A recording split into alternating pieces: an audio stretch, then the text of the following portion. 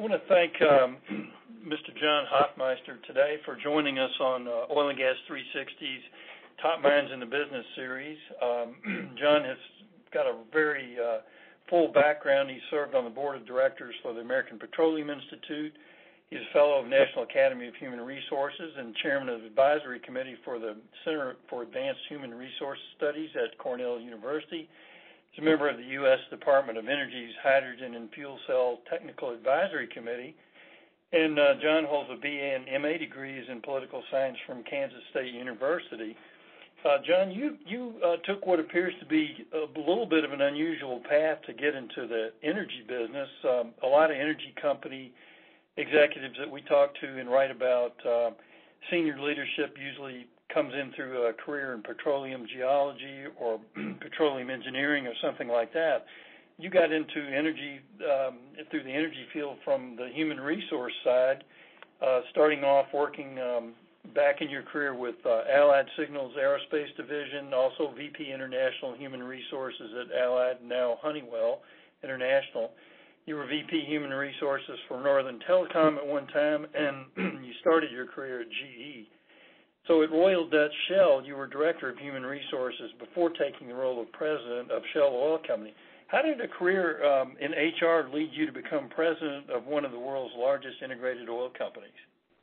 Well, I think the starting point was getting a really sound education in which I was focusing on, how things work. Politics is, my degrees are in political science. Politics is the art of compromise.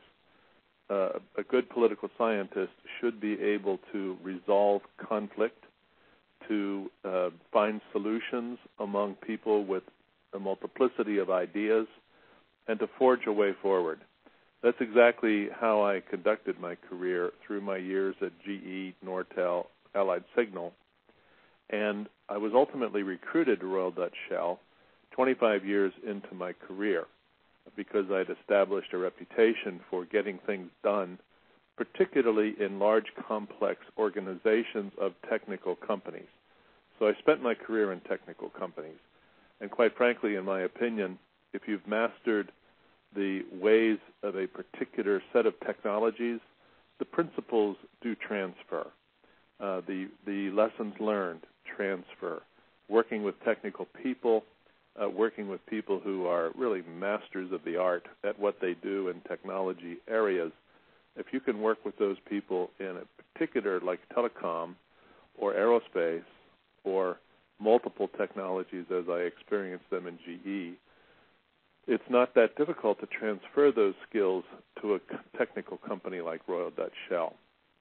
And so I was specifically recruited into Royal Dutch Shell to help lead a major transformation of the company's organization, its processes, help upgrade its leadership capabilities and its people processes.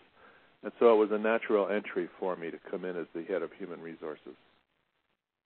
Well, that's great. I appreciate the insight on that. It sounds like you're probably a fan of liberal arts education then. I think liberal arts can be a very creative and a very successful career platform for people who are willing to work hard and never stop learning. And I think the move into the position of President of Shell Oil Company is an example of never stopping learning, because the transition from Group Head of Human Resources in Royal Dutch Shell to the President of Shell Oil Company, which is the operational side of Shell in the United States, that was a huge leap in learning because it involved both upstream, downstream, midstream, chemicals, gas and power, et cetera, in terms of the operational effects of those businesses in the U.S. And so the lifelong learning experience I had from my liberal arts background was certainly an uplift when I came into the top job in the U.S. Okay, very good. Kind of moving back into we'll focus on the oil and gas field just for a few minutes. Last year, our company, Intercom, does a conference every August. It's a large investor conference, and we have a lot of presenting companies on the E&P side, also some, midstream MLPs, et cetera. Part of the talk last year was the shortage of talent coming into the oil and gas business. There were tales from, for instance, the Colorado School of Mines. Some of the students, even as young as sophomores and juniors, were being offered, large amounts of money as internships, $6,000-7,000 a month, to buy some of the oil and gas companies to be interns for them, and with the hopes that they would go on to become full-time employees after they graduated.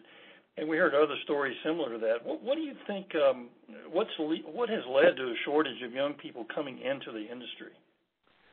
I think in the overall culture of the United States, and I apply these remarks simply to the United States, not the rest of the world, there is a widespread disaffiliation of students in the United States, including their parents, in pursuing STEM-type degrees, scientific, technical, engineering, or mathematics. There's an aversion to the STEM education curricula in the modern age. Why? I can only conjecture as to why.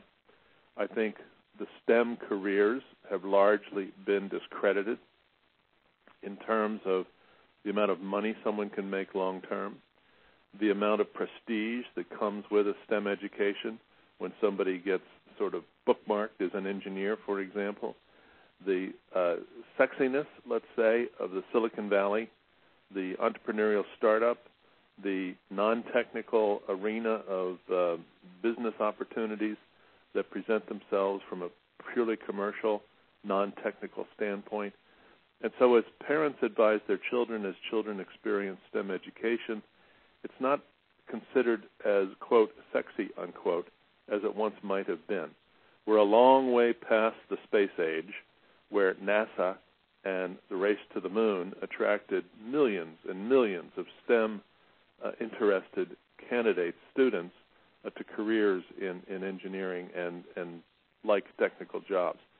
That's point one. Point one is we just don't have the cultural affinity that we used to the technical education, in part because it's not seen as developmental over a career span, and it's not seen as the kind of fun that it used to be decades ago. The second problem, which relates more to the oil and gas industry, is the image, both the social image, the cultural image, the public and professional image of the oil and gas industry leaves a lot to be desired. In today's world, it's seen as dirty. It's been trashed by not less than the President of the United States. It's been described by the President as obsolete on its way out. There's a continuous refinement of the message that we need to move beyond fossil fuels. And nothing could be further from the truth in that regard. So you have some people who are uttering what I would call nonsense when it relates to the oil and gas industry, which is discrediting the industry per se, and it is causing young people to say, why would I go there? Why would I do that? The consequence is that the industry itself is raising the salaries, raising the attraction at a very material level for prospective students, which is likely to continue. And as long as we have those who know nothing about the energy world, such as politicians, trashing the world of energy, we're jeopardizing our national security, we're jeopardizing the affordability of energy, and people, I think, should be redirected by messages from the industry itself, which speak to the challenge, speak to the energetics, speak to the dynamics of an ever-changing, ever-increasingly successful energy industry, and including renewable energy, but not losing sight of the criticality of fossil fuels as part and parcel of the energy future of the United States. Presidents come and go, and politicians come and go. But unfortunately, during their tenure, they can have a dramatic impact on perceptions. And I'm fearful that we have had a wave of politicians who, for their own selfish reasons, have decided to, basically put the industry in the worst possible light, which makes it that much more important, that much more critical, that leaders in the industry turn that tide around and make it very exciting for students of tomorrow to join this industry. Well, very good. Kind of drilling down to a little bit of the specifics of what's going on right now with the current kind of price cycle that we're looking at in the oil side of the business. This morning, West Texas Intermediate crude has been trading at about $43 a barrel, which, as you know, is down more than 50% from the high last summer. And as you know, rig laydowns are happening in the shale basins, and we're starting to read about layoffs in the industry. Up and down price swings are nothing new to the energy business, but from a human resources perspective, what do these cycles do to the talent pool? Well, in some respects, the talent pool is somewhat disenfranchised by price volatility in the oil price. In other words, as prices of oil drop, tenure or job security becomes a much bigger issue in the minds of companies and employees. And there is a cost structure that has to be adjusted as and when prices drop or prices rise. And so there is a sense among many people that every time we go through a down cycle, we lose talented staff, which we do, that we in essence disenfranchise employees of the future, which in essence we do. I've read stories of rescinding job offers to outcoming graduates from major universities. And so this is an issue that the industry has to face square on. That somewhat relates, however, to the skill and the operating requirements of various companies, in that some occupations are more vulnerable than others. Some companies are more vulnerable than others. And so it's not a uniform across the board dilution of the workforce or dilution of the skill base. It's rather more selective. With so many rigs being set down, yes, there is a current major de-emphasis on drilling, and not necessarily drilling skills, but numbers of people who are working in the drilling arena. Drilling skills are still being developed, drilling technology is still being developed, but those who are more or less hands-on in the drilling arena are finding huge job insecurity right now and massive layoffs. That's a fact of life. There are other geosciences that are critically important to the future, whether it's offshore, whether it's onshore, whether it's deep wells, whether it's enhanced oil recovery, whether it's more geospecific knowledge and awareness of fracking, water management, a variety of other skill sets that remain in demand. And so companies, while they are in one hand laying off in certain areas, they may actually be adding to their skill base in others. It's important, therefore, for people who aspire to work in the oil and gas industry to watch carefully where their skill development is occurring. Then there's also the skill development of management roles, commercial roles, contracting roles, and so on. So there are lots of career opportunities in the industry, but yes, in a down cycle of the oil price, costs are being watched carefully, and that does cause insecurity in the workforce. The best thing that the industry could do for itself is manage its costs on an ongoing basis so that as the price cycles come and go, there is less direct impact on the workforce, particularly the skilled workforce.